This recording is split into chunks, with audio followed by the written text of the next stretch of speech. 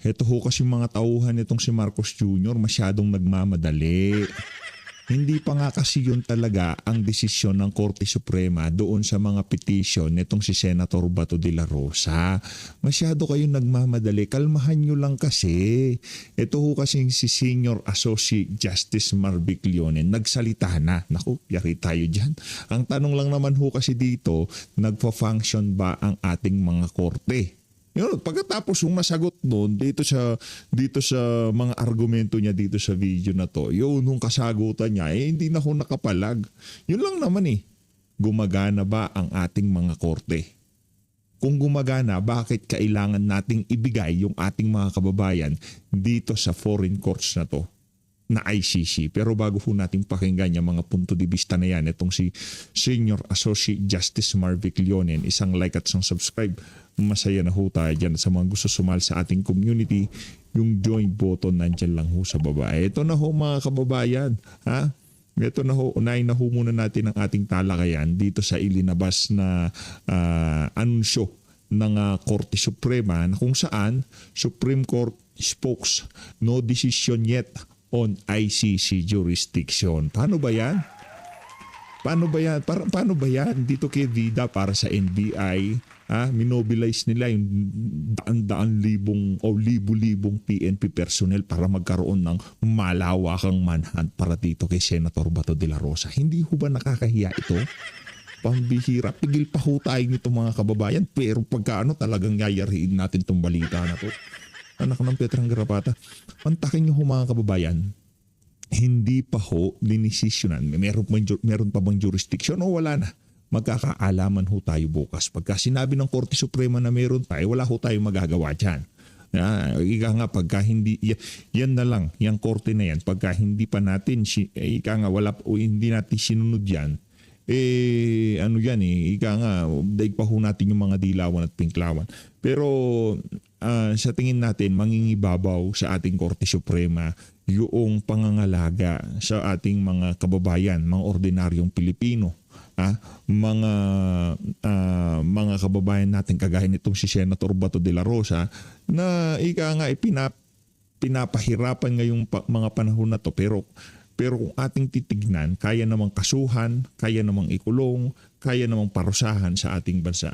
Bakit kailangan pang dumaan dito sa ICC na to? Heto ho mga kababayan, the Supreme Court clarified that it has yet to hand down a final decision on the main petition filed by Senator Bato de la Rosa questioning the ICC jurisdiction. Wala pa pala Bakit biglang bumaliktad itong si Vida? Yung panga niya pa ganyan-ganyan din no?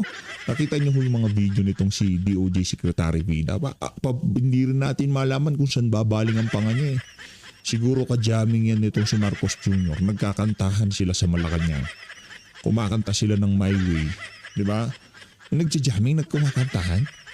Kayo talaga, huwag nyo malisyahan. Mainit pa naman ang ulo sa mga vlogger na mga yan yung mga panahon. Abangan na lang ho natin yan. Pakinggan ho natin itong mga punto de vista nitong si Senior Associate Justice Leonen kaugnay dito sa kaguluhan na to kay Senator Bato de la Rosa. Napakarami ho natin problema ngayong mga panahon na to. Ang pinagkakabalahan talaga ng administrasyon itong si Marcos Jr. Walang iba kundi ang si Senator Bato de la Rosa. Rekto ho tayo kay Justice Leonen. The withdrawal from the Rome Statute on the ICC, Your Honor, has effectively or will effectively withdraw further Trust remedies. foreigners to rule on crimes more than the Supreme Court and our lower courts? Nako. Your Honor, if there is an inability to bring cases before the Yes, courts, is Your there Honor, an inability? We go around in circles. Nako yun What is the situation now? Is there an inability of our trial courts? You tell us because we are here in the Supreme Court. The courts are Sir, open. Is there inability of our trial courts to attend to human rights cases? there is no inability. Your No Honor. inability. Is there an Naku po. unwillingness of our Unwillingness. courts to attend to human rights cases? Not with the courts, Your Honor. Not with the courts. Not So, with the again, courts. what is the right that was violated? What is the prerogative that was violated? As a matter of fact, there is reverse complementarity in 9851. Is that not correct? Yes, Your Honor. Magaling ho itong si Leonen, partida ha. Hindi pa ho appointed nitong si dating Pangulong Rodrigo Duterte. Kung di tayo nagkakamali, panot yan. Pero yung kanyang pagsalansan, hindi nakabatay sa kulay. Hindi nakabatay sa political leaning. Nakabatay sa kapakanan ng sambayan ng Pilipino. Nakabatay sa saligang batas. Diba? Doon ho tayo nagbabatay dito. Kasi pag nagbatay ho tayo dito sa kulay o political leaning, doon na ho tayo magkakaproblema. Dito na ho mangyayari yung kagaya ng ginagawa na yan dito kay Senator Bato de la Rosa. No, anong ginagawa nitong mga taga NBI, DOJ, di ba? Nagkano ho sila yung kanilang binabatayan, yung kanilang political leaning, yung kanilang pamumulitika, kung sino yung boss nila ngayong mga panahon na to.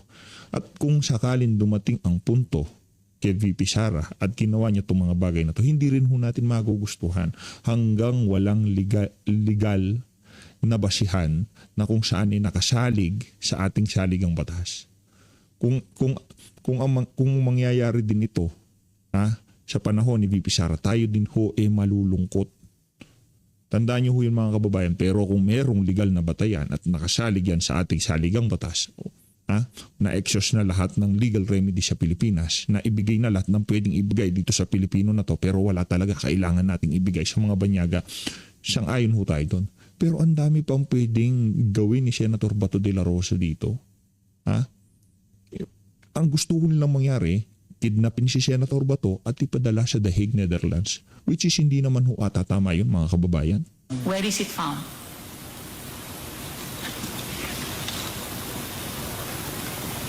Chapter 8, Section 17. Correct? Yes, sir. In the interest of justice, the relevant Philippine authorities may dispense with investigation or prosecution and give it to another court or an international tribunal. Correct? That's correct, Your Honor. So, isn't this unconstitutional by itself? Respo versus Mogul, whenever a trial court already has jurisdiction, it maintains that jurisdiction. Here, it appears to say, walang kwenta pag Filipino court.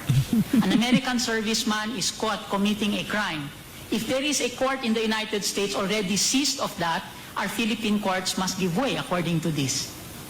Correct? That's correct, Your Honor. Reverse complementarity. Correct? Yes, Your Honor. So, in other words, there is here a statement that our judiciary is second class to the International Tribunal and to other courts. I wouldn't want to speculate on that, Your Honor. Because it is not, correct? It is not. Yes, Your Because Honor. your judiciary can be able, correct? Yes, Your Honor. Can be enabled, correct? That's correct, Can Your Honor. improve and become more efficient, correct? That's correct, And the Your Honor. better that it will become more efficient so that we will have to rely on ourselves, correct? Yes, Your Honor. That's self-determination, correct? That's correct, That Your is Honor. sovereignty, correct? Yes, Your Honor. Yes. Napakahusay ho nung huling sinabi niya na yun. That is sovereignty, correct? Hindi ho, wala talaga. Kung ating pagbabatayan, ating saligang batas, yung ginagawa nila na yan, kasi hindi ho tayo abogado dito. Ayaw natin maggaling-galingan. Ayaw ho natin maghusay-husayan. Alam niyo yan, sa mga kasama natin dito sa PH Update. Pagka usaping legal, dahil hindi ho tayo maalam sa batas, hanggat maaari, pinakikinggan ho natin yung mga abogado na kung saan yung pagsalansan nila hindi nakabatay doon sa politika nila. Kasi pag bumatay na yan sa politika nila, doon na ho tayo nagkakaproblema. Kagaya ng ibang mga mga law din pa, kung yung Mel Santa Maria, merong kung sino-sino. Pero alam naman ho natin sa issue panahon ni dating Pangulong Rodrigo Duterte, mga DDH ho talaga sila. Mga diehard Duterte haters siyang mga yan, di ba? Yun hong maliwanag dito. Kaya hanggat maaari, wag ho tayong magpaligaw. Kasi ngayong mga panahon na to, marami hong nanliligaw ngayong mga panahon na to. Rumekta ho tayo dito kay Atty. Israel Tutorion. Ito, pakinggan ho natin mga kababayan. I respectfully disagree because what was ruled with the Supreme Court was only the provisional remedy, not the main case. Alam mo, para maintindihan ko ng publiko, yung prayer for PRO, meron niyang 4 elements. Clear and unmistakable right. Great, material invasion of that right. Great irreparable injury or great injustice,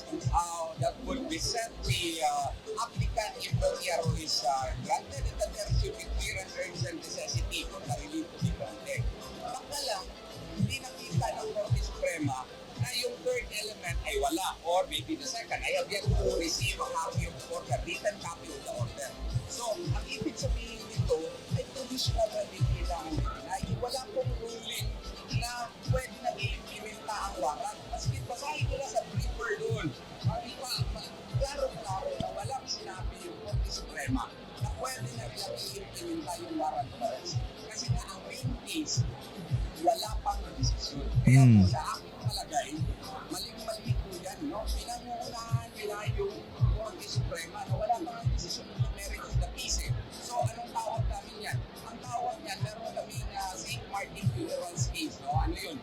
Yung St. Martin's Funeral case, nagsasabi yan with students na pending determination by the highest court of the land, by the Supreme Court, of the main issues in the case, the lower agencies, departments which are parties in the case, should exercise the becoming modesty of awaiting the decision of the case. Ang ginagawa nila, pinangungunahan nila. So, tapos, ang dating ho parang iniipit na ho nila ang SC, no?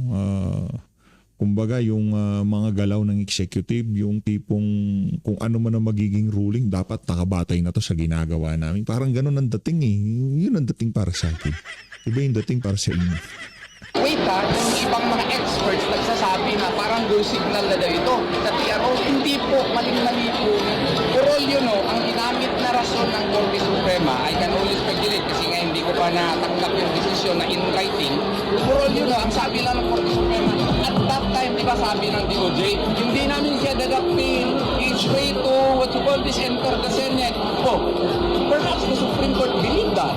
And there is no more clear and urgent necessity because that is now what you call this, the declaration of DOJ. And if the DOJ secretary would declare that, that is, under the qualified political agency rule or under the alter ego doctrine, it is as if the president is the one declaring it.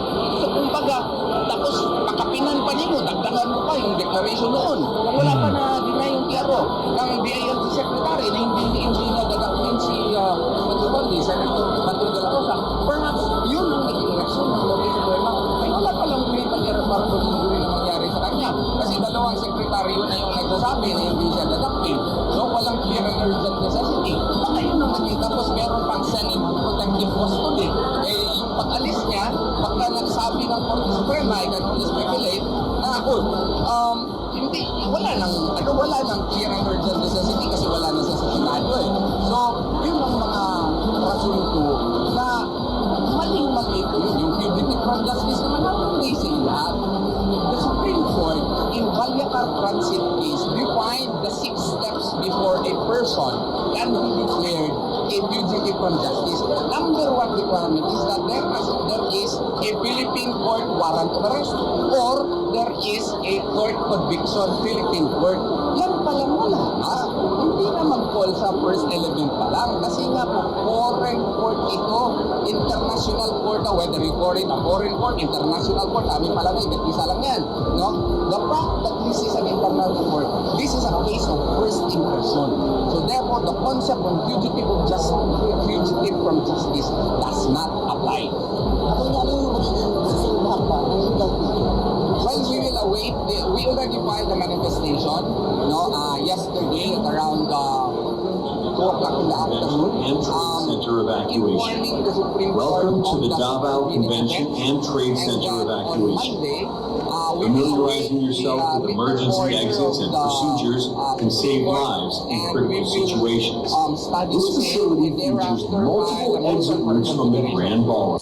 Bottom line ho dito mga kababayan, maling-mali ho talaga yung ginawang pagtag na fugitive dito kay Senator Bato de la Rosa ng mga government agencies, ng NBI, hindi natin alam,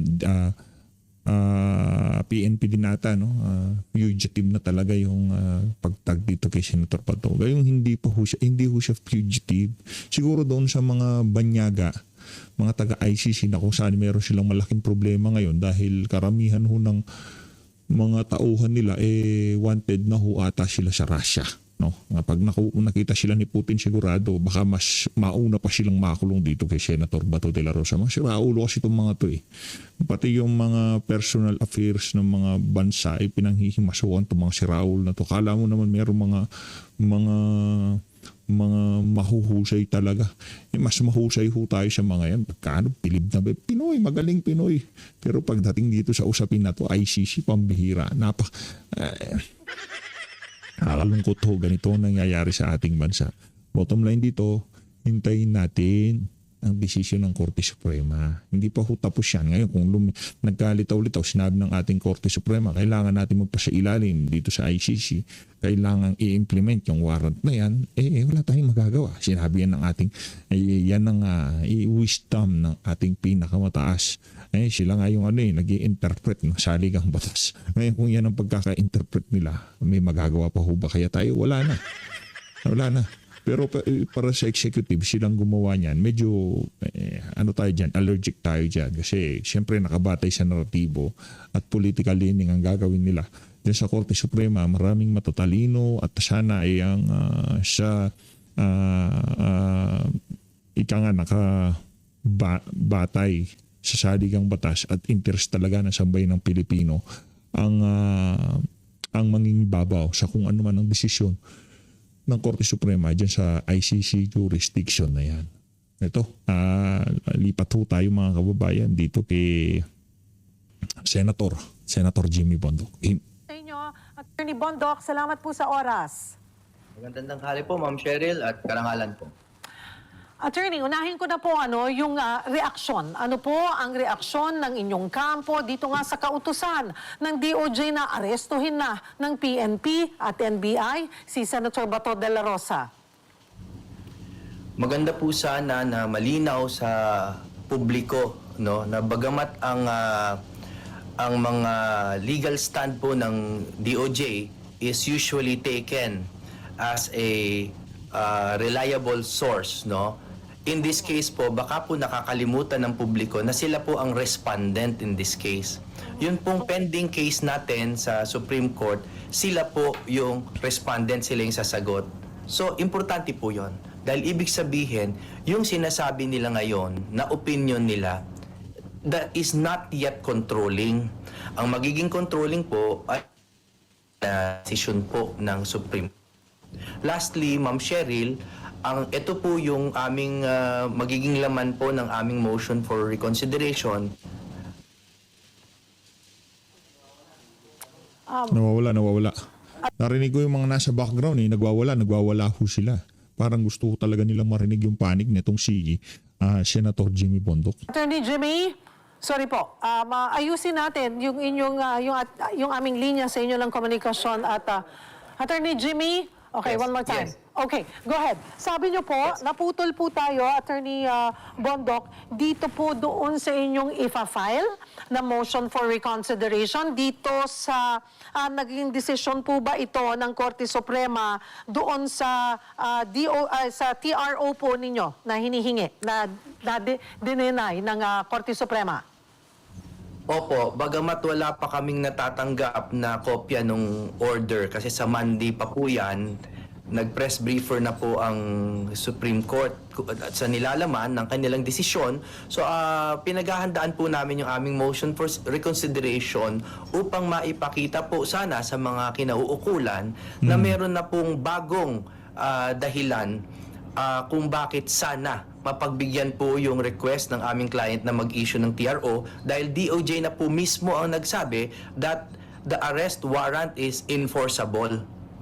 And sa amin pong pananaw, they cannot unilaterally declare the arrest warrant enforceable without it going through the proper scrutiny of the courts. So, local court pa rin. Yun pa rin ang igigiit po na dapat ay may utos po ng local courts. Opo, kung susuriin niyo po ang lahat po ng constitutional democracies, tingnan niyo po ang lahat ng bansa na meron pong kaugnayan sa ICC or to similar bodies, lahat po dumadaan sa kanilang competent judicial authority na domestic. Nakausap niyo na po ba ano ang sinabi ni Senator Bato dito matapos nga itong pinakahuling development, Attorney Jimmy? Ano po yung kanyang reaksyon sa kautusan nga ng DOJ at sa desisyon din ng Korte Suprema na i-deny nga ang hinihingi ninyong TRO? Sana po maniwala ang taong bayan na siguro po dahil sa pagmamahal sa amin ni Senator Bato at sa kanyang military strategy experience, hindi po talaga kami nagkakaroon ng komunikasyon. Pero lahat naman po ng aming legal remedies ay napredict na namin, no? Kami po ay nag scenario building na nung magkasama pa kami sa Senado. So paano po yun, Ayos, Attorney ayos, Jimmy? Ngayon ang daming legal matters na inaasikaso nyo dahil kayo nga yung legal team ni Senator Bato na wala siya doon sa pagdidesisyon kung hindi nyo po siya nakakausap. Opo, ang maganda po dito siguro, the silver lining here, is that this is a purely legal and almost academic matter, no? Kasi po yung sitwasyon ni Bato ay hindi naman komplikado. Ito po ay isang Filipino citizen na gustong arestuhin ng kanyang kapwa Pilipino batay sa isang banyaga na or malayo na batas na hindi naman tayo sinasaklaw. So, wala na po kaming kailangang i-confer pa for now, kay Senator Bato dahil all the facts are clear. Ang diskusyon is purely difficult questions of law na sa palagay namin ay kaya naman pong suriin at desisyonan ng mahal nating Korte Suprema. Yung pong walang komunikasyon o hindi na pakikipag-communicate for now, ni Senator Bato, was this something that was discussed before po magkahiwa-hiwalay kayo na ganito dapat, it's best, or mula sa punto de vista po ng isang lawyer, ay talagang yun yung pinaka-safe, na wala mo ng komunikasyon? Well, the situation of Bato may not be too complicated, but it is definitely unique, no? It is a unique situation. At wala kaming pinag-uusapan na ganyan dahil puro legal remedies lang ang lagi namin pinag-uusapan. Uulitin ko lang, Ma'am Cheryl, yung pagdating po niya sa Senado noong araw na yun, wala po kami talagang alam dyan. At pati po yung pag-alis niya, wala din kaming alam. At kung saan siya pumunta, wala rin po kaming alam, and it is clearly by definite design, intentional design of our principal. Pero sakali mang mag-usap kayo, of course, iba na rin yung sitwasyon ngayon di ba, Attorney? Kung sakali mang makatanggap po kayo ng tawag, makipag-usap, wala namang nalalabag doon. Again, Grabe no, yung tipong iniisip po natin, NTC, DOTC, nagko-collaborate siguro sila ngayong mga panahon na to para talagang mamonitor itong si Senator Bato de la Rosa. Grabe ho, kasi isipin nyo na lang DOJ, NBI, PNP. Ano ba naman ang NTC? DOST. DOS. Ba't biglang yan? Basta yung mga yung mga konektado pagdating sa sa internet, sa telecom, di ba? Siyempre itatap na nila yung mga yan para talagang makakuha itong si Sen Bato. Pero hindi naman magiging PNP chief yan kung mahuhuli nyo ho ng ganun-ganun lamang. Sa opinion namin, wala namang nalalabag kahit nung simula pa, no? Nung simula pa, sinasabi na siya ay fugitive, hindi naman siya fugitive dahil wala naman pong local charges against him. Paano po magiging fugitive kung walang kaso? Therefore, pagdating po sa harboring or aiding, abetting, obstruction of justice, no? Paano po malalabag din yun kung wala ngang nilalabag pa yung principal? So, there are no laws being broken here. However, we all must admit that there is a battle of narratives ongoing right now, no? Yan po ang mahirap, yung mga usap-usapin sa Facebook, nagkakaputol-putol at hindi na po naiintindihan. Pati nga itong si Attorney Jimmy Bondoc pinagmumukha na hindi siya nakapalag dun sa isang reporter kay Sestrelon. Pinanood naman ho natin yung kabuuan ng interview. Pinagpipilitan lang naman itong si Sestrelon yung kanyang naratibo. Dahil hindi niya magustuhan yung katuwiran na sinasabi nitong si Attorney Jimmy Bondoc. Tindihan ng tao yung buong context ng nangyayari. So, ang malinaw po naming stand is there are no laws being broken as of yet. So sana po, litisin na lang siya dito sa Pilipinas. Itinuturing ng DOJ na pugante, fugitive si Senator Bato de la Rosa. Pero sabi nyo nga po sa kampo nyo, hindi siya fugitive. Hindi siya pugante. Hindi siya masasabing pugante dahil walang kaso po sa kanya. Pero bakit hindi po natin makita si Senator Bato? Bakit hindi po siya... In fairness dito kay Ma'am Cheryl itong si Ma'am Cheryl, kahit na alam mo na merong sundot, yung tipong, yung mga tanong, pinapatanong lang naman nung kung sino man nag-ooperate dyan sa News 5, di ba? Pero meron siya mga sundot na talagang sa kanya, di ba? In fairness sa kanya, in fairness dito sa anchor na to, isa ho ito sa mga masasabi nating kahit paano parehas kumilatis sa mga issue ngayon sa ating bansa. Yan si Cheryl Cosim. Gusto nating mag-cast ng news yang si Ma'am Cheryl. Nagpapakita or walang may alam kung nasaan po siya. Yan po yung nilinaw ko rin po sa mga nakaraang interview. The arrest warrant is not enforceable. That is our legal opinion. But that is different from, is it being enforced? No? So it's not enforceable, but it is being enforced and it is being threatened to be enforced. In fact, ang palagay ko pong masakit para po sa bansa natin na sana makita ng taong bayan ay ang gobyerno natin mismo ngayon ang nag-a-apply para sa Interpol Red Notice.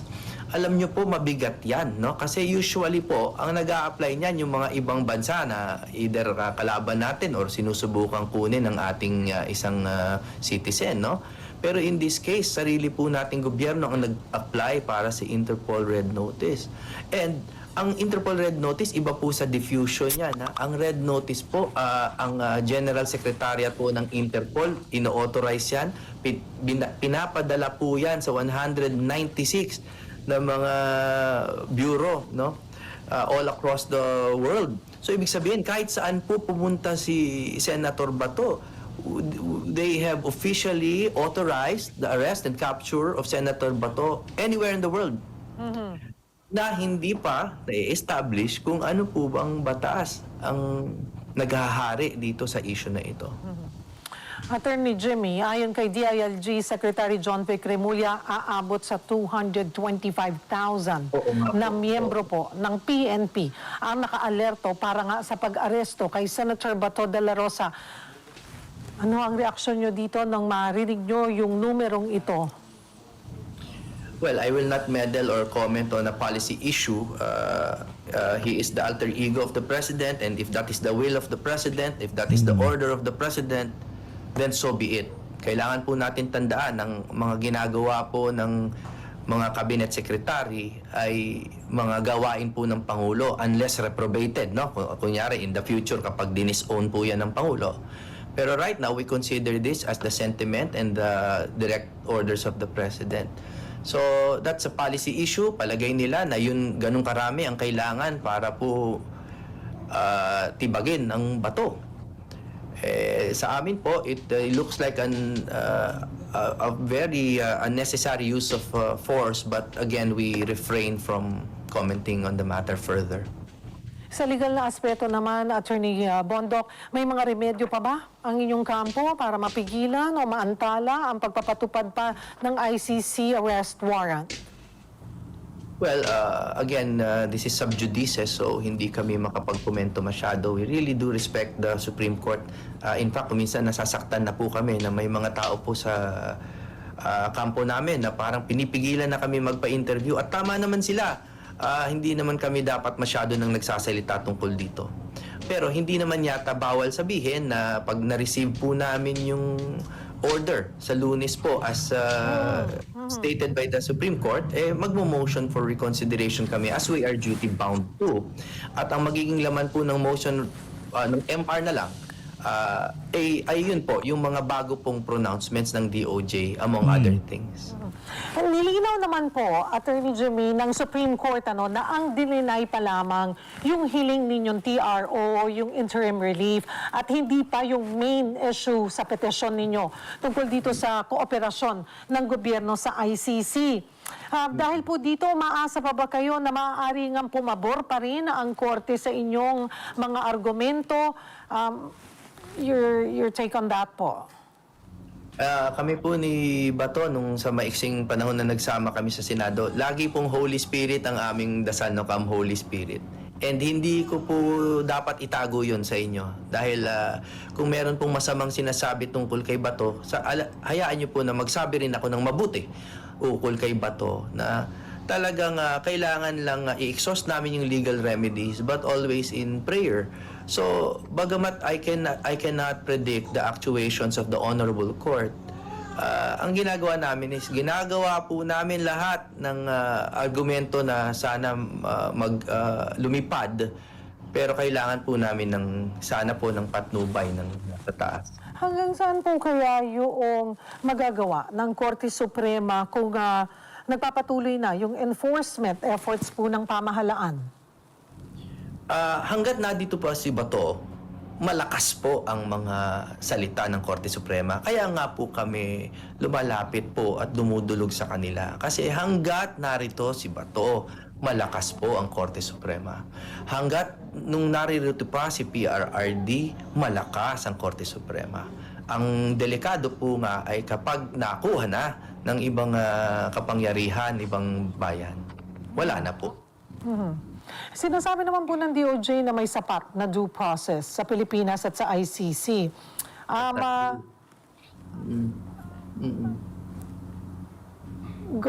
You were gonna say something, Attorney Yes. Jimmy? Opo. Ma'am Cheryl, that's not true, no? Kasi po, ang hindi naiintindihan ng marami ay iba po ang sistema ng investigasyon sa ICC sa Pilipinas.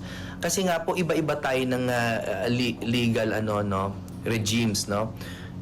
Dito po sa Pilipinas, accusatorial tayo. Doon po sa ICC, inquisitorial. Yung accusatorial dito sa Pilipinas, kakaharapin mo yung akusado, kaya nga accusatorial, you accuse, at siya ay sasagot sa investigasyon. Sa ICC po, unlike our jurisdiction, inquisitorial, it is done in secret, it is one way na parang mag-iimbestiga sila na hindi tinatanong yung akusado. Kaya nga secret pati nga yung warrant, secret po. Secret So yung lahat. due process na sinasabi nila, due process po yun sa definisyon ng banyaga. Pero sa definisyon po ng Pilipinas, wala pang due process dahil hindi pa po naririnig si Senator Bato dito sa accusatorial process. Kung sakali pong hindi maglabas ng paborableng desisyon ang Korte, handa ho ba si Senator Bato na sumunod sa proseso at harapin po ang mga paratang? Hindi ko po kayang sagutin yan because to be honest with you and to be candid, it is so distant from our minds na yan ang mangyayari. We're really hoping na hindi. Kasi po, ang desisyon na yan essentially will be stating that the executive, pagdating po sa foreign warrants, ay hindi na po kailangang dumaan sa patnubay ng korte. Para sa amin po, unimaginable na magkakaroon. Although, again, posible naman lagi yan dahil kami naman po ay hindi Korte Suprema. So, pagdating po, we will cross that bridge when we get there. May mensahe ba si Senator Bato para sa publiko sa gitna ng mga pangyayaring ito? Wala po siyang bagong mensahe dahil hindi ko naman po siya nakakausap. Pero ang dati po niya... Magaling talaga tong si Atty. Palakpakan natin to si Atty. Mahusay, idolo. Isa sa mga senador natin sa 2020. Kailangan ho natin itong mga ganitong klaseng individual sa Senado. Yung mga merong prinsipyo at paninindigan ba, no? Di kagaya ng mga direktang nakinabang doon sa mali-malitang pera galing sa mga maanumalyang flood control project. Laging sinasabi is that we have to rely on God's deliverance. No? So, in His prayers, lagi po niyang sinasabi na kahit ano naman ang gawin namin mga abogado, it's only the decision of the Lord kung magkakaroon ng deliverance. So, I suppose yung supporters, tanggalin na rin po natin yung ating pag-aalala and just leave it up.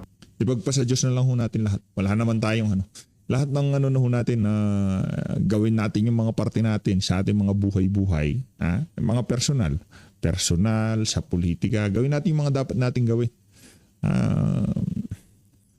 Tapos isuko na natin lahat sa Panginoon Diyos dahil ika nga meron ho siyang plano na mas maganda pa doon sa ating pinaplano. Meron ho siyang yung wisdom niya, wala hong ano yung sa atin dyan. Wala hong bitaw yung atin. Isang guni ho natin lahat ng ating mga plano, pangarap sa buhay, pangarap dito sa bansa na to, sa Diyos na lumikha. Di ba? Tama lahat to eh. Ito yung mga kailangan ho natin mga senador, yung mga maka-Diyos. Hindi natin kailangan yung mga tali-talinuhan, galing-galingan behind the scene, mali-maleta pa lang inuuwing pera. Pambihira talaga itong mga to. Kakahiya. To the good Lord. Marami pong salamat sa inyong oras. Ayun na nga mga kababayan, tayo umaasa na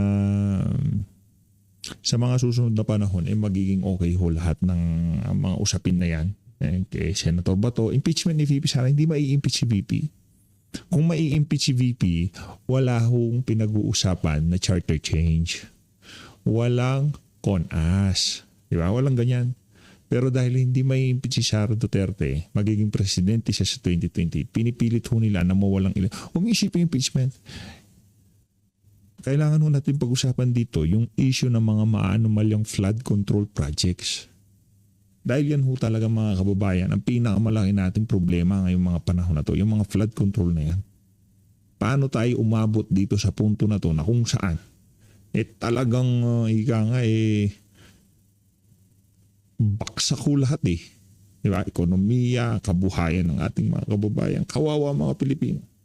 Sabihin ko sa inyo ngayong mga panahon na to, para sa mga kasama natin dyan, masarap ang kinakain, humihiga sa malambot na kama, naka-ventilador o naka-aircon, marami ho sa ating mga kababayan ngayong mga panahon na to. Ni masaing wala ho sila dahil sa pagnanakaw na ginagawa ng administrasyon na to. Kaya naman, isuko na ho natin sa Panginoon lahat ng ating gustong mangyari dito sa bansa na to. Dahil ito na lang ho talaga, himala na lang ho ngayong mga panahon na to makakapagsalba sa atin dito sa kinalalagyan natin na to. Mahalin ho natin ng Pilipinas. God save the Philippines. Tama ho yun, yung sinasabi ni BP. God save the Philippines.